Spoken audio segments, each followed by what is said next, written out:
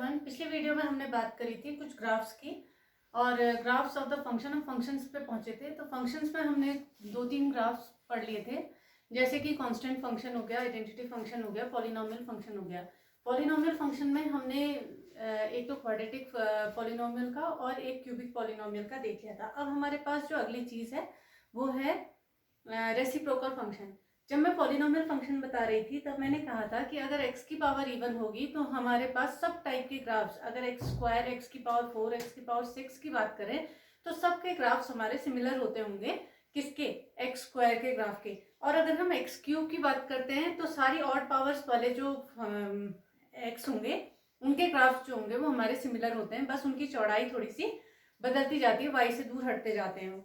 अब हमारी बात आ रही है रेसिप्रोकल फंक्शन की। अगला है हमारा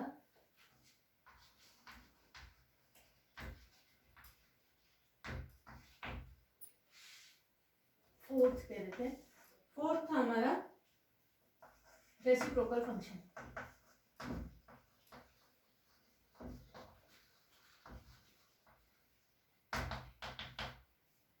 रेसिप्रोकल फंक्शन हमारा क्या फंक्शन होता है? f(x) is equals to 1/x type का function. f(x) is equals to 1/x type का फंक्शन है। इसका मतलब है कि डोमेन मतलब क्या हुई हमारी x, और हमारी जो रेंज होती है वो हमारी क्या होती है? f(x) होती है। ये तो हमें बात पता है, हमने बात करी थी। अगर हम डोमेन की बात करेंगे तो हम x एक्सिस की बात करेंगे, कोडोमेन की बात करेंगे तो y एक्सिस की बात करेंगे, और अगर रेंज की बात करेंगे तो हम f(x) की बात करेंगे या उन एलिमेंट्स की बात करेंगे जिन पर हमारा ग्राफ जा रहा है, या उस पोर्शन की बात करेंगे जिस पर हमारा ग्राफ जा रहा है। तो जब हम रेसिप्रोकल फंक्शन की बात करते हैं तो रेसिप्रोकल फंक्शन में हम ये देख रहे हैं कि x की जगह पर x कहाँ बैठा हुआ है? हमारा अपॉन में बैठा हुआ है, नीचे डिनोमिनेटर में बैठा हुआ है। तो डिनोमिनेटर में अगर मैं 0 रख देती हूँ तो f(x) क्या डिफाइन होगा? अगर मैं f(0) निकालती हूँ तो 1/0 होगा। 1/0 इज नॉट डिफाइंड।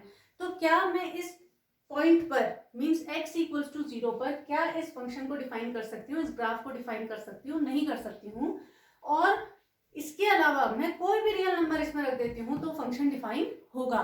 x की जगह पर कोई भी और रियल नंबर रख दिया जाए तो फंक्शन डिफाइन होगा, एक्सेप्ट क्या? 0। तो इसका मतलब है, तो मुझे समझ में आ गया कि दिए हुए फंक्शन जो रेसिप्रोकल फंक्शन है उसकी जो डोमेन होगी उसमें सारे रियल नंबर्स भरे जा सकते हैं एक्सेप्ट 0 एलिमेंट।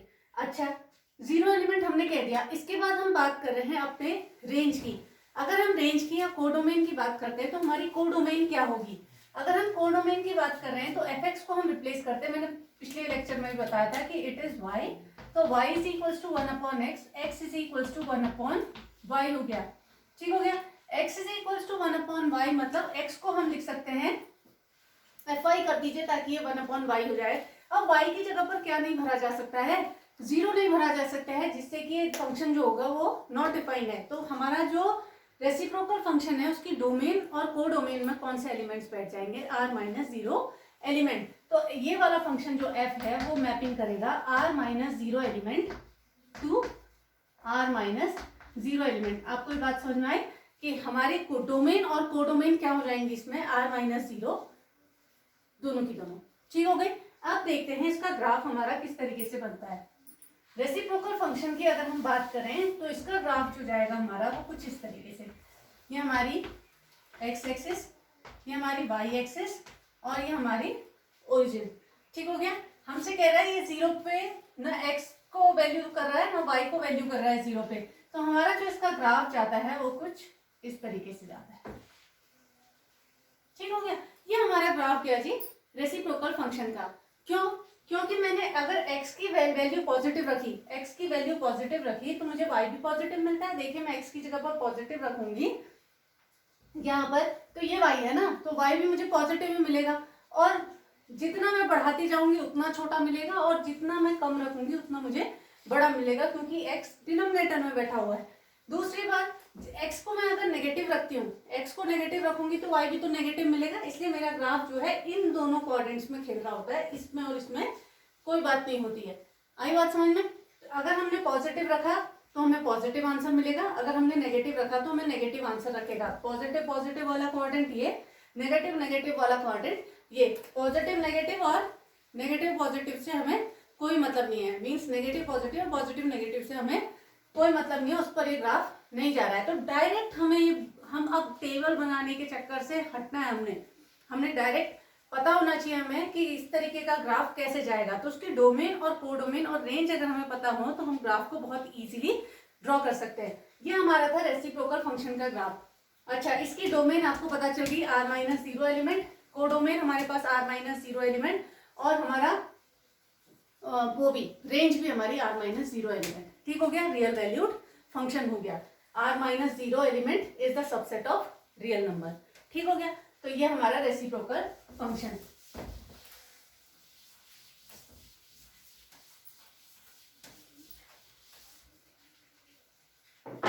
अगला जो है वो है मॉड्यूलस फंक्शन। अगला है मॉड्यूलस फंक्शन, फिफ्थ कह लेते हैं।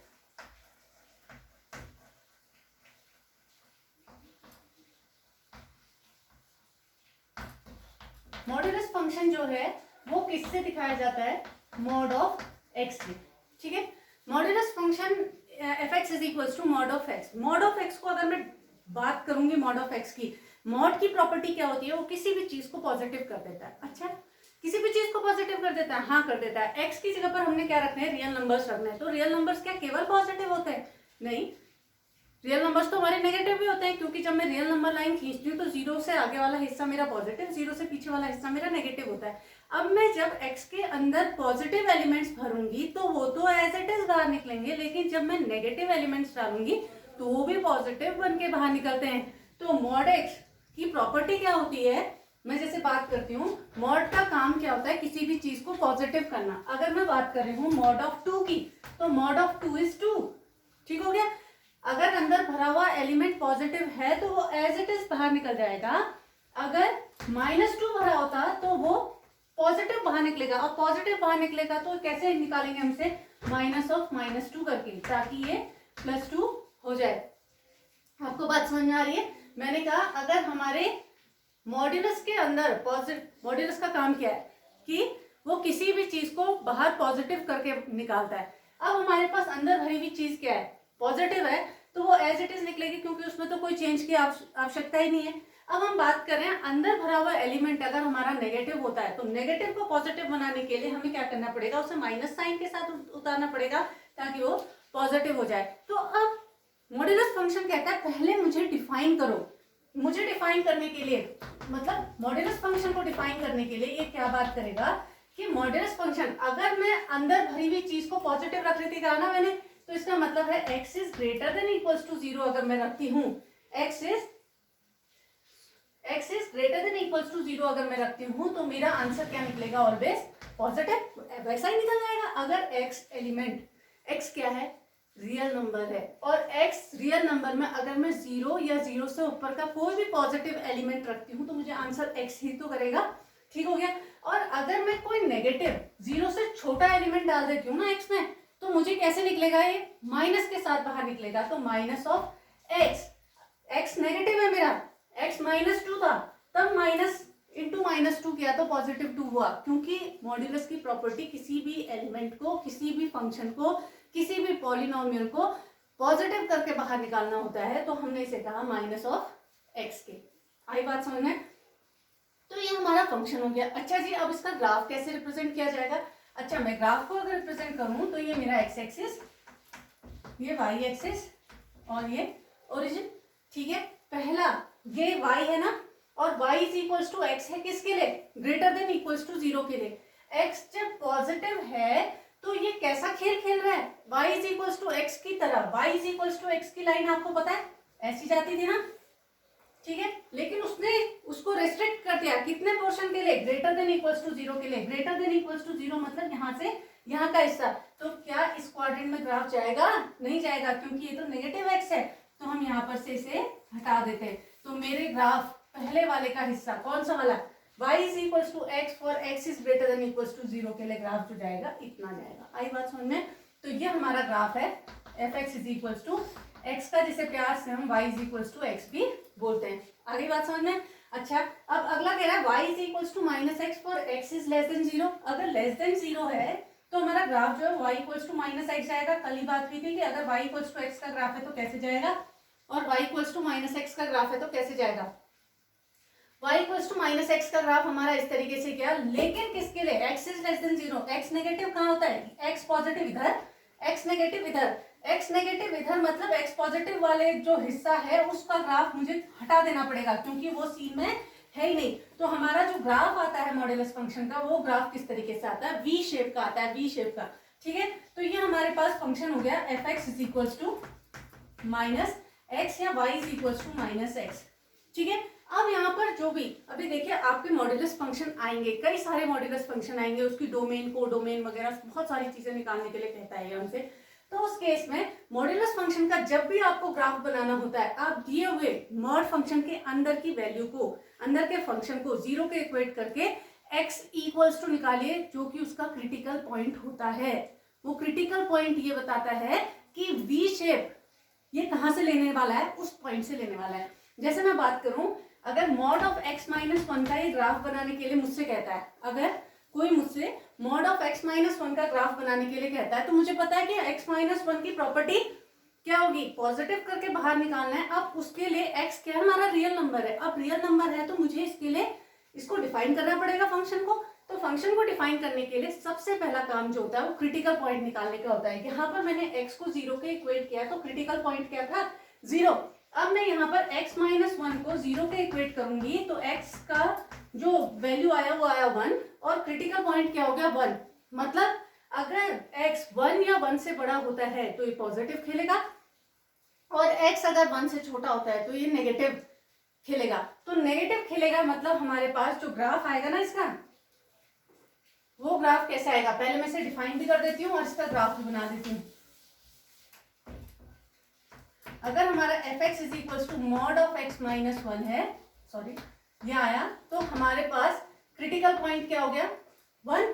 तो ग्रेटर देन इक्वल्स टू 1 के लिए ग्राफ कैसा खेलने वाला है, और x इज लेस देन 1 के लिए ग्राफ कैसे खेलने वाला है? अच्छा देखिए, अगर x 1 या 1 से बड़ा होता है तो अंदर वाली चीज एज इट इज बाहर निकलेगी, मतलब x माइनस 1 ही बनकर बाहर निकलेगी। लेकिन जैसे ही हमारी वैल्यू x माइनस 1 से छोटी हो जाती है तो हमारा जो फंक्शन है वो माइनस के साइन के साथ बाहर निकलेगा, माइनस के साइन के साथ बाहर निकलेगा। ठीक हो गई। अब मैं इसका अगर क्या निकालूं, ग्राफ बनाऊं, तो ग्राफ आपको पता है पहला फंक्शन क्या है? F x is equals to x minus 1। मैंने आपको बताया कि F x is equals to x minus 1 का अगर आप ग्राफ बनाओगे तो पहले F x is equals to X वाली लाइन खींचिए, F x is equals to X वाली लाइन खींचिए, और माइनस 1 इसका क्या है? क्या कहते हैं इसे? नाम ही भूल गई। इंटरसेप्ट, सॉरी इंटरसेप्ट है। अब -1 इंटरसेप्ट है हमारा, तो इसको पैरेलल शिफ्ट कर दीजिए इधर। अब आप इसे पैरेलल शिफ्ट करेंगे तो यहाँ आया हमारे पास x माइनस 1 का ग्राफ। देखिए बहुत ही प्यारी बात निकल कर आ रही है सामने, x equals to minus f x is equals to x minus 1 का ग्राफ ये बना है। लेकिन ग्रेटर देन इक्वल्स टू 1 के लिए इस तरीके से खेल रहा है, तो नीचे का ग्राफ हम क्या कर देंगे? गायब कर देंगे। तो हमारा ग्राफ जो आया ऊपर वाले के लिए, केवल ऊपर वाले के लिए ये वाला ग्राफ आ रहा है जो इस तरीके से मूव कर रहा है। ठीक हो गई बात। दूसरा आया हमारा minus x plus 1, y equals to minus x का ग्राफ फिर से कैसा? इसको हटा देती हूँ। Y equals to minus x का ग्राफ कुछ ऐसा होता होगा। इसका इंटरसेप्ट क्या है? +1। +1 मतलब कहीं यहाँ से मूव कर रहा होगा ये। तो हमारा जो ग्राफ है उसको पैरेलल शिफ्टिंग कर देंगे यहाँ पर, ये ग्राफ कुछ इस तरीके से जाएगा, यहाँ पे मिलना चाहिए था। ठीक है, ये मिल गया हमारा, ये मिल गया। अब हमारा ये पॉइंट क्या है? x is equals to 1, x is equals to 1 हो गया ना ये। x इक्वल्स टू 1 से हमारा ये v निकलेगा। तो डायरेक्ट ऐसे क्वेश्चंस में जहां पर हमें इस तरीके का ग्राफ बनाना होता है, हम फटाक से क्या करते हैं, इसका क्रिटिकल पॉइंट निकालते हैं। यहाँ पर हमने 1 को इंडिकेट किया, एक ग्राफ हमने यहाँ से यहाँ दिखा दिया, एक ग्राफ हमने यहाँ से यहाँ दिखा दिया। ये y is equals to mod of x minus 1 का ग्राफ है। अब मॉड ऑफ x माइनस 1 का ग्राफ हमने ये देखा। अब हमें पता करना है इसकी डोमेन और कोडोमेन और रेंज वगैरह क्या होंगी। मेरा पहला ग्राफ जो था वो y is equals to mod x का ग्राफ कुछ इस तरीके से जा रहा था।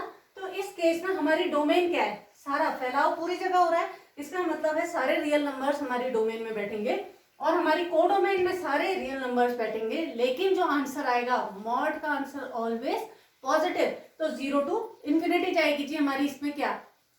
रेंज। और रेंज को हम क्या कहेंगे? आर पॉजिटिव, आर पॉजिटिव कहा जाता है। ठीक है, बात करते हैं इस वाले फंक्शन के डोमेन की। डोमेन हो जाएगी इसकी सारे रियल नंबर्स, कोडोमेन इसकी हो जाएगी सारे रियल नंबर्स, और अगर रेंज ऑफ दिस फंक्शन की बात करें तो वो आर पॉजिटिव है, जिसे प्यार से हम 0 to इन्फिनिटी कहेंगे। कभी भी आंसर नेगेटिव नहीं करता मॉड्यूलस फंक्शन। आपको आई बात समझ में? ठीक है, बात करते हैं अगले फंक्शन की।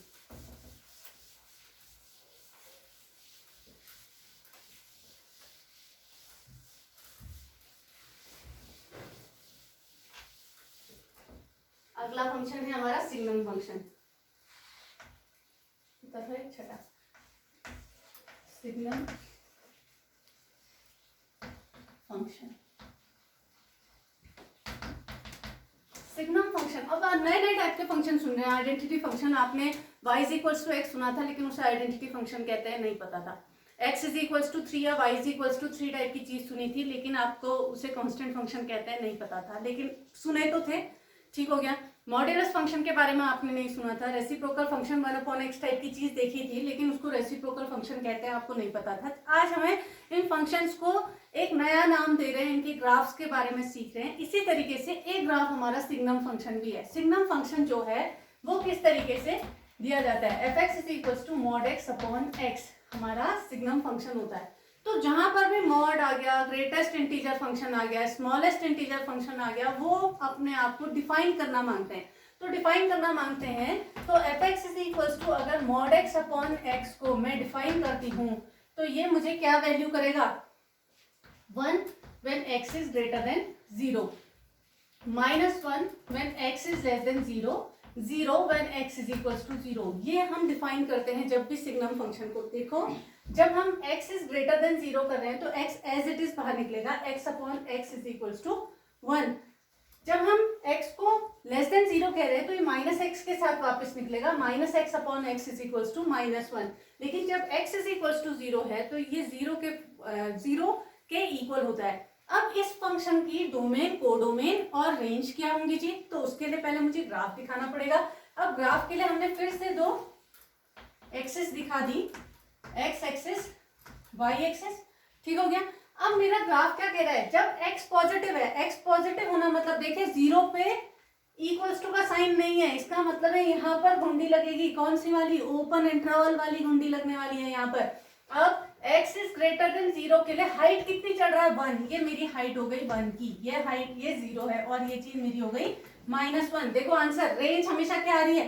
1 आ रही है या 0 आ रही है, -1 आ रही है। चाहे मैं x की जगह पर कोई भी पॉजिटिव रियल नंबर रख दूं, मुझे आंसर हमेशा 1 कर रहा है। कौन? Signum function. मैं x की जगह पर 0 से छोटा कोई भी नेगेटिव नंबर रख दूं, आंसर क्या कर रहा है? -1। हाइट कितनी ले रहा है? -1। हाइट, आंसर, ये सारे क्या होते हैं? हमारे रेंज को रिप्रेजेंट करते हैं। रेंज के दूसरे नाम क्या है? हाइट और वैल्यूज, जो आंसर करता है ये। ठीक है, तो हमेशा आंसर मुझे क्या कर रहा है? 1, 0 और -1। किसके लिए? जब x पॉजिटिव है तो ये क्या कर रहा है? पॉजिटिव। देखिए इक्वल्स टू का साइन नहीं है यहाँ पर, तो x इज ग्रेटर देन 0 पर हमने यहाँ पर लगा दी घुंडी और इसको लगाया आगे। ठीक है, x की जगह मैं कोई भी पॉजिटिव वैल्यू रख रही थी तो मेरा आंसर हमेशा 1 कर रहा था, कांस्टेंट हो जा रहा था। ठीक हो गया। और अगर मैं x इज लेस देन 0 की बात कर रही हूँ तो छोटा कोई भी वैल्यू रख रही हूँ तो मुझे -1 वैल्यू मिल रही है। देखिए fx is equals to y is equals to 1, constant function. किसके लिए? ग्रेटर देन 0 के लिए। y is equals to -1, constant function. किसके लिए? लेस देन 0 के लिए। और x 0 रखते ही y इज इक्वल्स टू 0, मतलब ये पॉइंट B। तो हमारा जो इसका ग्राफ आता है, सिग्नम फंक्शन का ग्राफ, वो कुछ इस तरीके से आता है। और यहाँ पर आप ओपन इंटरवल्स को शो कर दीजिए और इसमें आप लगा दीजिए क्लोज इंटरवल वाला सिंबल। इसमें डार्क बॉल बना दी, इसमें ओपन बॉल्स लगा दी। इसका मतलब है 1 को छोड़कर ऊपर की पॉजिटिव वैल्यूज रखने पर ये हमेशा 1 आंसर कर रहा है, -1 को छोड़कर नीचे की वैल्यूज रखने पर हमेशा आंसर -1 कर रहा है, लेकिन 0 पर हमेशा 0 आंसर कर रहा है। तो सिग्नम फंक्शन का डायग्राम, ग्राफ कुछ इस तरीके से बनता है। अच्छा, ये हमारा ग्राफ है। अब मैं इसकी डोमेन, कोडोमेन को डिफाइन करती हूँ। देखिए, जब मैं डोमेन की बात कर रही हूँ, डोमेन मेरा पूरा फैलाव 0 भी आ रहा है, 0 से ऊपर मतलब 1 पॉजिटिव, ग्रेटर देन 0 वाली बात आ रही है तो ग्रेटर देन 0 हमारे पास है। ठीक है, और हमारे पास लेस देन 0 के लिए भी सारी बात हो रही है। तो x हमारे पास क्या हो गया, ये फंक्शन जो है वो कहाँ से मैपिंग कर रहा है, R2 कहाँ जा रहा है, सारे रियल नंबर्स पे ही तो जा रहा है। हमारी कोडोमेन की अगर हम बात करें तो रेंज R to R जा रही है। अब इसकी रेंज क्या होती होगी, रेंज जो है इसकी हमेशा 1, 0 और -1। तो रेंज ऑफ दिस फंक्शन, ये इंपॉर्टेंट बात होती है कि इसकी हमेशा 1, 0, -1, एलिमेंट्स 1, 0 और -1। हमेशा सिग्नम फंक्शन की जो रेंज है इन्हीं तीनों में से एक आएगी। देखिए एलिमेंट्स कहा मैंने, एलिमेंट्स या तो आंसर 1 ही करेगा या 0 ही करेगा या -1 ही करेगा। ठीक है, ये बात भी हो गई। अब आ रहे हैं हम अपने ग्रेटेस्ट इंटीजर फंक्शन की बात करते हैं।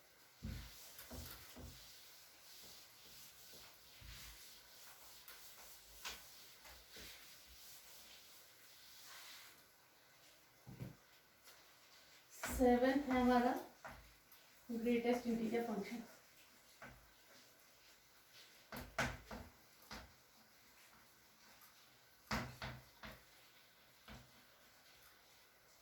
अच्छा, ग्रेटेस्ट इंटीजर फंक्शन जो है उसका सिंबल होता है ऐसा, ये बड़ा ब्रैकेट लगा दिया हमने, उसके अंदर x को डाल दिया। ठीक है, तो ग्रेटेस्ट इंटीजर फंक्शन जो है वो इस तरीके से रिप्रेजेंट किया जाता है। ग्रेटेस्ट इंटीजर फंक्शन अपने आप में क्या कह रहा है, मैं इसके अंदर कोई भी रियल नंबर डाल दूं, आंसर हमेशा क्या करेगा, इंटीजर करेगा। आई बात समझ में। ग्रेटेस्ट इंटीजर फंक्शन का जो सिंबल है वो स्क्वायर ब्रैकेट के अंदर आपने x को डाल दिया, जहां पर x सारे रियल नंबर्स है। लेकिन जब इसके बाहर, इस ब्रैकेट के बाहर हम इसे निकालेंगे, इस फंक्शन के अंदर, ये फंक्शन है जैसे मॉड्यूलस फंक्शन था ना, वैसे ये ग्रेटेस्ट इंटीजर फंक्शन के अंदर हमने कोई भी रियल नंबर भरने को स्वतंत्र हूं मैं, लेकिन आंसर ही हमेशा क्या करेगा, इंटीजर्स। इनके जो आंसर निकलेंगे वो हमेशा क्या निकलेंगे, इंटीजर्स। जैसे ये अपने नाम से ही बता रहा है, ग्रेटेस्ट इंटीजर फंक्शन। ठीक हो गया। तो ग्रेटेस्ट इंटीजर फंक्शन का सिंबल ये, इसके अंदर कोई भी रियल नंबर भरने पर आंसर हमेशा इंटीजर। अच्छा, इंटीजर देगा तो इंटीजर किस टाइप के इंटीजर्स देगा भैया, मैंने अगर 0 से 1 के बीच का कोई भी, 0 से 1 के बीच का कोई भी रियल नंबर भर दिया, 0 और 1 के बीच में कितने रियल नंबर्स हैं, इनफाइनाइट रियल नंबर्स हैं। उन इनफाइनाइट रियल नंबर्स में से अगर मैं कोई भी रियल नंबर इस डब्बे के अंदर भर दूंगी ना, इस फंक्शन के अंदर भर दूंगी ना, तो मुझे आंसर क्या करेगा, 0। ये ग्रेटेस्ट इंटीजर फंक्शन अपने लेफ्ट इंटीजर की तरफ को भागता है, ये लेफ्ट इंटीजर वाली वैल्यू देगा। तो हमारा जो ग्रेटेस्ट इंटीजर फंक्शन है उसका आंसर, अगर मैं 0 और 1 के बीच का कोई भी एलिमेंट भरूंगी तो मुझे आंसर क्या करेगा, 0। जैसे मैंने कहा 0.1 की बात कर रही हूं, तो 0.1 किस किस के बीच, किन दो इंटीजर्स के बीच का एलिमेंट है, 0 और 1 के बीच का एलिमेंट है, तो ये आंसर क्या करेगा, 0। अगर मैं कहूँ 0.0001 की बात कर रही हूँ, क्योंकि ये भी तो एलिमेंट है बिटवीन 0 एंड 1 इंटीजर, तो 0.0001 भी कौन सा आंसर करेगा, 0 आंसर करेगा। तो ग्रेटेस्ट इंटीजर फंक्शन का जो आंसर होता है वो इंटीजर होता है, और कौन सा इंटीजर होता है, अपने लेफ्ट साइड वाले इंटीजर की तरफ को भाग रहा होता है, ये इसका आंसर। अगर मैं कहूँ हमारे ग्रेटेस्ट इंटीजर के अंदर 2.03 भरा हुआ है, तो पहले तो मुझे ढूंढना है कि किन दो इंटीजर्स के बीच में फंसा हुआ है। 2 और 3 के बीच में, 2 होल है ना, 0.03 फ्रैक्शनल पार्ट है, तो 2 और 3 के बीच का एलिमेंट है, तो आंसर कौन सा करेगा, अपने लेफ्ट साइड को, 2 और 3 के बीच का एलिमेंट है ये, तो 2 की तरफ को भागेगा, आंसर करेगा 2। ठीक हो गया। अब किसी भी इंटीजर को अगर मैं इसके अंदर भर दूं, क्यों, क्योंकि मेरे रियल नंबर्स में इंटीजर्स भी तो होते हैं, अगर मैं कोई भी रियल नंबर इसके अंदर डाल दूं, जैसे मैंने -1 डाल दिया, तो -1 इंटीजर है ना, तो ये -1 ही आंसर कर देगा। अगर हमारा 1 मैंने इसके अंदर डाल दिया तो आंसर 1 ही करेगा। अगर मैंने 100 डाल दिया तो आंसर 100 ही करेगा। -100 डाल दिया या 101 डाल दिया तो आंसर ये -101 करेगा। इंटीजर्स का आंसर इंटीजर ही करता है, क्योंकि आंसर वैल्यू ये इंटीजर्स ही करने वाला है। लेकिन जब ये किन्हीं दो फ्रैक्शनल वैल्यू अगर मैं इसके अंदर डालती हूँ, या डेसिमल रियल नंबर्स को मैं इसके अंदर डालती हूँ, तो ये अपने लेफ्ट वाले इंटीजर्स को वैल्यू करेगा। ठीक है, आगे बात समझ में। ठीक है, तो अब इसका ग्राफ किस तरीके से बनेगा जी हमारा,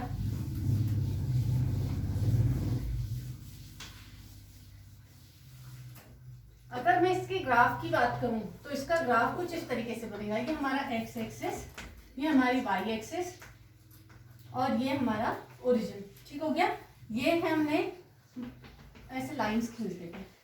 ठीक हो गया, ये हमने लाइन लाइंस खींची, कई सारी खींच सकते हैं ना, तो मैं इसको ही खींच दे रही हूँ अभी ताकि आप लोगों को केवल समझा सकूँ। ये हमारा आया ओरिजिन, ये हमारा 1 2 3 4, ठीक हो गए। ये हमारा -1 -2 -3 -4 इसी तरीके से यहाँ पर आ गया, ठीक है। अब यहाँ पर मैं वैल्यू कर रही हूँ 1 2 3 और ये 4, यहाँ पर है -1 -2 -3 और -4, ठीक है। अब मैंने कहा था जब 0 होगा तो आंसर 0 करेगा और जब 1 होगा तो आंसर 1 करेगा। मैं 0 और 1 के बीच की कोई भी वैल्यू करूंगी तो ये आंसर 0 करेगा, ठीक है। तो हमारा जो ग्राफ बनता है 0 पर तो ये क्लोज होगा, क्योंकि 0 भरूंगी तो आंसर 0 करेगा। ये देखिए मैंने जब 1 से इमीडिएट पहले की वैल्यू रखी इसके अंदर तो इसने 0 की तरफ को भागा, लेकिन जैसे ही मैंने इसके अंदर 1 डाला तो 1 पे क्लोज हो गया और 1 से 2 के बीच का कोई एलिमेंट डाला तो इसने 1 ही आंसर किया। तो ये इसका ग्राफ जो होता है ना, देखिए 2 से इमीडिएट पहले पर ये आंसर 1 ही कर रहा है, कांस्टेंट हो रहा है ग्राफ, देखिए कांस्टेंट। लेकिन जैसे ही मैं 2 डालूंगी तो ये आंसर 2 करने लग जाएगा और यहाँ से इस तरीके के इसके ग्राफ्स बनते रहते हैं। तो ये स्टेप्स की तरह बनता है, तो इसे स्टेप फंक्शन भी बोलते हैं, स्टेप्स की तरह बन रहा है। देखिए यहाँ से 1 स्टेप 2 स्टेप 3 स्टेप 4 स्टेप बने ना, ऐसे स्टेप्स बढ़ते रहेंगे तो इसे हम स्टेप फंक्शन भी कहते हैं। अच्छा, अब नीचे का ग्राफ कैसे होगा? अगर मैं -1 और 0 के बीच का एलिमेंट भरूंगी तो आंसर क्या करने वाला है, ये मुझे -1 करने वाला है। तो ये 0 से इमीडिएट पहले का अगर मैं भरूंगी तो -1 करेगा और यहाँ तक -1 करता जाएगा। ऐसे ही ये हमारे ग्राफ जो है वो बनते रहेंगे। तो इस तरीके का देखिए स्टेप्स की तरह हम ऊपर बढ़ते जा रहे हैं ना, तो ये हमारा ग्रेटेस्ट इंटीजर फंक्शन का ग्राफ होता है। अच्छा, ग्रेटेस्ट इंटीजर फंक्शन का ग्राफ ये है, तो अब इसके डोमेन, कोडोमेन और रेंज के बारे में बात करते हैं। डोमेन में देखिए आप सारे एलिमेंट्स भर रहे हैं तो सारे रियल नंबर्स भरे जा सकते हैं, तो domain of this function is real number. अगर हम कोडोमेन की बात करें तो कोडोमेन भी पूरा हमारे पास रियल नंबर्स का। अब हमारा रेंज ऑफ दिस फंक्शन क्या है, केवल क्या आंसर कर रहा है, ये कांस्टेंट हो जा रहा है। देखिए ग्राफ कांस्टेंट हो जा रहा है, कहां पर, इंटीजर्स पे। तो हमारा आंसर क्या है, इंटीजर्स। इंटीजर्स को हम क्या लिखते हैं, z। ये हमारा ग्रेटेस्ट इंटीजर फंक्शन का ग्राफ है। अब ग्रेटेस्ट इंटीजर फंक्शन के साथ साथ हमारे पास कुछ स्मॉलेस्ट इंटीजर फंक्शन और फ्रैक्शनल पार्ट के भी हमारे पास होने चाहिए थे, इसमें ग्राफ दिए नहीं है। चलिए इनके बारे में हम कल बात करेंगे।